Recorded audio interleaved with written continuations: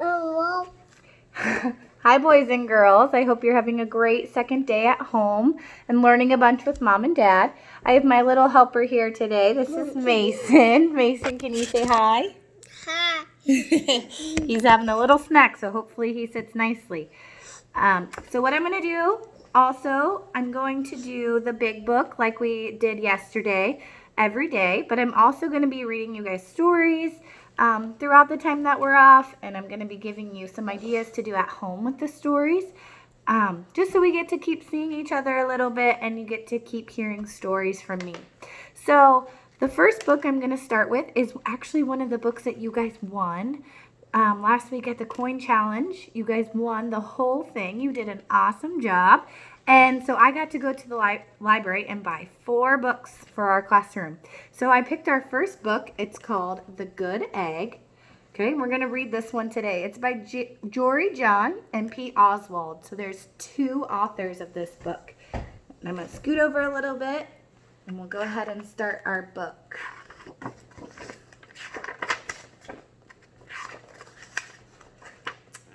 Oh, hello. I was just rescuing this cat. Know why? Because I'm a good egg. A very good egg. It's true. I do all kinds of good things, like I'll carry your groceries, I'll water your plants, I'll change your tires, I'll paint your house. If you need any help whatsoever, I'm your egg. Sounds like a pretty good character, don't you think? I've always been a good egg. It's been this way from the start, even in my earliest days. There were a dozen of us living together under one recycled roof. Yep, there's our egg. Mason's showing you the egg and the chicken that he came from, or the hen. There was Meg and Peg and Greg and Clegg. They all rhyme. And Shell and Shelly and Sheldon and Shelby. Those all have SH, a digraph at the beginning. And Egbert and Frank and other Frank. The other 11 eggs weren't on their best behavior. They weren't exactly good. They ignored their bedtime. They only ate sugary cereal. They threw tantrums. They cried for no reason. They broke their stuff on purpose. Meanwhile, I tried to take charge. I tried to fix their bad behavior. I tried to keep the peace because I was a good egg. A very good egg. Nobody seemed to care, though. Every night I was exhausted. My head felt scrambled.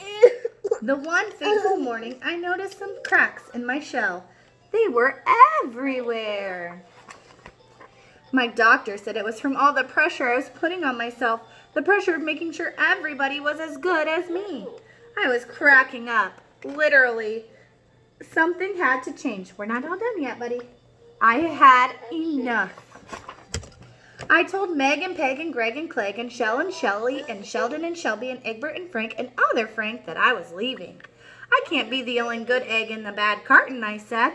Blah, blah, blah, they replied. I left that night. Yep. I wandered from town to town. The hours became days. The days became weeks. I lost track of time. I was alone. Out there on the road under the stars, I really tried to focus on myself and what I needed. I took walks, I read books, I floated in the river, I wrote in my journal. I found simple moments to be quiet. I breathed in, I breathed out, I even started painting. For once, I found time for me. And guess what? Little by little, yes, dear. Yep, thank you. Little by little, the cracks in my shell started to heal. My head no longer felt scrambled. I started to feel like myself again. So I've made a big decision. I'm returning to my old carton and my friends. Besides, I'm kind of lonely out here. This time, I know what I need to do. I'll try not to worry so much. I'll be good to my fellow eggs while also being good to myself. Here we go. Everybody missed me. I missed them too. Hello, Meg. Yeah, they're back, huh? Hello, Meg. Howdy, Peg. Hey, Greg. Greetings, Clegg. What's up, Shell? Aloha, Shelly. Hey-yo, Sheldon. Hi, Shelby. Good day, Egbert. What's happening, Frank? Howdy do, other Frank. Sure, every once in a while somebody's still a little bit bad, but it's not like before. Here's what I realized. The other eggs aren't perfect, and I don't have to be either. And I'm okay with that. Yep, the old carton is back together again. We're a solid dozen again. It's good to be home. The end. So what I want you to think about with that story is the good egg had to have some time all by himself for a little bit to make sure that he remembered who he was and he was making good decisions and he could get along with other people. So what I want you to do is take this time that we're going to be away from each other and work on making sure that you're being a good person all by yourself. And then when we're all back together again, we'll all have missed each other and we'll get to tell each other what we did. And it's going to be a lot of fun. So have fun with your family. Even though we're going to be apart and you're going to be apart from your friends, this is a great time to be with your family and spend time with them. And make sure you're very good listeners to moms and dads and brothers and sisters and whoever's there to help you. Babysitters, grandparents. Mason thinks that's a good idea, huh? Uh-huh.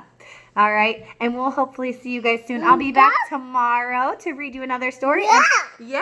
And I'll also be back later to do Big Book with you once this little one goes down for a nap. All right, we'll talk to you guys later. Have a great day. Bye. Say bye-bye.